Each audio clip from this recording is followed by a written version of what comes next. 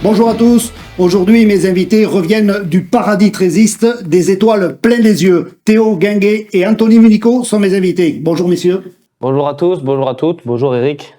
Bonjour Eric et bonjour tout le monde. Alors on va rentrer directement dans le vif du sujet. Est-ce que vous pourriez nous rappeler dans quel cadre vous êtes parti là-bas ? Donc moi premièrement Eric, je suis un peu l'invité surprise on va dire, puisque j'étais pas prévu du tout pour cette tournée, mais finalement donc j'ai eu un appel du manager donc Florian Chautard que je remercie infiniment, qui m'a permis d'avoir cette opportunité énorme d'aller à l'autre bout du monde et de découvrir notre sport comme tu dis dans les pays du paradis. Mais voilà, j'ai été contacté, donc là moi ça a été plutôt sur une mission fédérale où j'ai été missionné donc sur une grosse partie sur le terrain, donc en tant qu'entraîneur assistant, mais aussi j'ai eu quelques jours en tant que communication, puisque voilà c'est qui s'occupait la fille qui s'occupait de la communication, donc elle a dû partir pour ses examens, donc j'ai pris un petit peu le relais sur les 4 derniers jours, mais sinon la grosse partie était assistance sur le terrain. Toi Anthony, je crois que c'était dans le cadre d'un suivi après l'équipe de France U17. C'est ça, donc tout d'abord on a participé à un match contre l'Académie qui a eu lieu début juillet. Ensuite il y a eu la tournée pour la Coupe d'Europe en Serbie, et après on a fini là par cette tournée de plus de 15 jours en Australie là-bas. Alors qu'est-ce qui vous a le plus marqué en matière de rugby à 13 en Australie ? C'est simple, hein, ils se lèvent, ils mangent, ils dorment au rugby à 13. C'est quelque chose de grandiose. Je pense qu'il faut y aller pour y croire. Même quand on le raconte à des personnes, je pense qu'on ne croit pas ou elles pensent pas ce qu'on peut leur dire. Vraiment, il faut y aller. Mais voilà, ce qui est important, c'est tout l'engouement qu'il y a autour de ce sport en Australie, que ce soit chez les jeunes, que ce soit à tout âge, et que ce soit voilà même les structures professionnelles, etc., les clubs pro. Voilà, c'est vraiment quelque chose d'énorme. En matière de structure sportive aussi, c'était assez impressionnant. On a pu voir là, quand on a visité plusieurs structures de clubs de NRL, tous les joueurs, on pouvait y aller le matin ou l'après-midi, ils étaient présents, soit à la salle de muscu, soit ils faisaient des soins, soit sur le terrain. Enfin, ils vivent, comme il le dit Théo, ils vivent vraiment tous pour ça, quoi.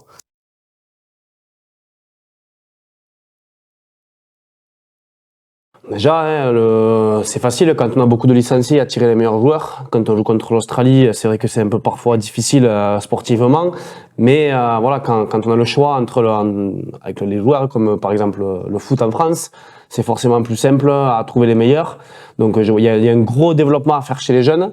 Mais aussi, ce qui est important, nous on est resté 10 jours sur Sydney. Sur Sydney, il y a quand même 9 clubs de NRL, et on voit que tous les clubs travaillent pour le club du quartier. Par exemple, si on prend Penrith, si on prend Parramatta, si on prend les Rabbitohs, tous les clubs de quartier travaillent pour le club phare et envoyer leurs meilleurs jeunes au plus haut niveau et qui puissent réussir à NRL. Donc le modèle est là. Je pense qu'en France, on a beaucoup à apprendre sur ça, et je pense que ça pourrait être une réussite pour notre sport si tous nos petits clubs travaillent pour le plus grand club le plus proche de chez lui, et puis que petit à petit le club phare arrive à se professionnaliser. Même analyse, Anthony ? Ouais, moi je rejoins Théo sur ce point-là, et aussi sur les infrastructures. Eux là-bas, on voit qu'ils ont tout sur place.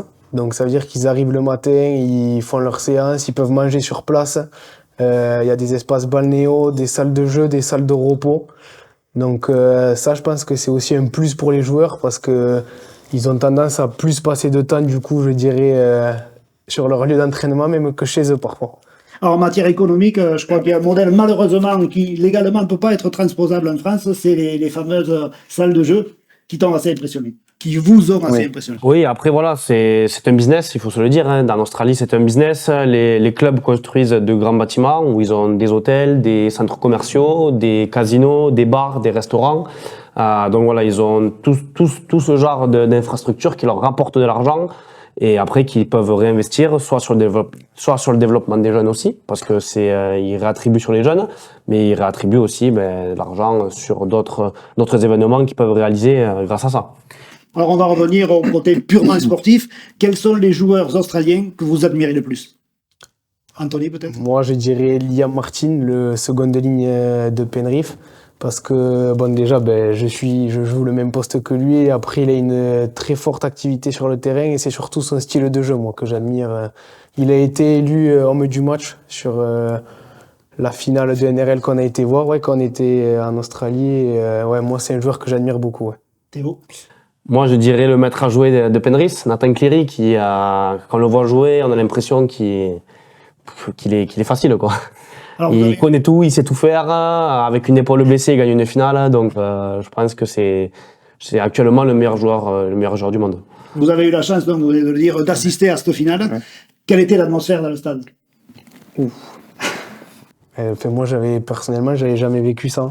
Et puis, en plus, il y a tout un show en fait qui est fait autour du match. C'est pas qu'une simple finale. On a vu 2 ou 3 concerts. Il y a plein d'animations qui sont faites autour de la finale là, donc qui créent un engouement encore plus fort. C'est le Super Bowl version NRL. Exactement. C'est grandiose. Ils font quelque chose d'énorme. Ils font le NRL State Championship qu'ils appellent, avec le champion de Queensland Cup contre le champion de New South Wales Cup, qu'on allait voir aussi, qui était vraiment un super match. En levée de rideau, donc il y avait aussi les filles, donc la NRLW, qui est super match aussi, et ça a vraiment bien joué. Et puis voilà, comme Anthony l'a dit, c'est un show. Il y a des concerts à 20 minutes avant le coup d'envoi, et puis c'est un show, vraiment, avec 4000 personnes. Ça donne encore des frissons. Alors désolé, on va revenir en France. Quelle piste d'après vous on pourrait développer plutôt envisager pour développer la discipline? Moi, je dirais, comme je l'ai dit auparavant, c'est aller chercher des jeunes, donner à nos jeunes envie de faire du sport, parce qu'en Australie, même s'ils font pas du rugby à 13, il faut un autre sport. Ils ont une culture sportive très très très importante. Le rugby à 13, encore plus, qui a une très très forte place dans le sport là-bas, mais ils ont une culture sportive impressionnante. Donc déjà, c'est avoir un pays qui redevienne très très sportif, et ensuite attirer nos plus jeunes dans nos clubs. Donc par ça, ne pas hésiter à embaucher des ATD. Mais c'est vrai que c'est vachement important, et d'avoir un suivi auprès de ces jeunes, de leur proposer quelque chose en permanence, etc., avec des personnes diplômées et qui soient bien encadrées, c'est vraiment pour moi le plus important. Anthony? Moi, je rejoins aussi Théo sur ce point-là, mais je rajouterais aussi qu'il est important aussi d'avoir une bonne communication et que tous les matchs soient retransmis le plus possible, donc pour permettre à de nombreuses personnes qui ne connaissent pas le sport, qu'ils soient petits ou grands, de pouvoir s'initier et voire s'inscrire dans des clubs. Alors, I have a dream, c'était Martin Luther King, mais aujourd'hui, à quoi rêvent Théo Guinguet et Anthony Munico?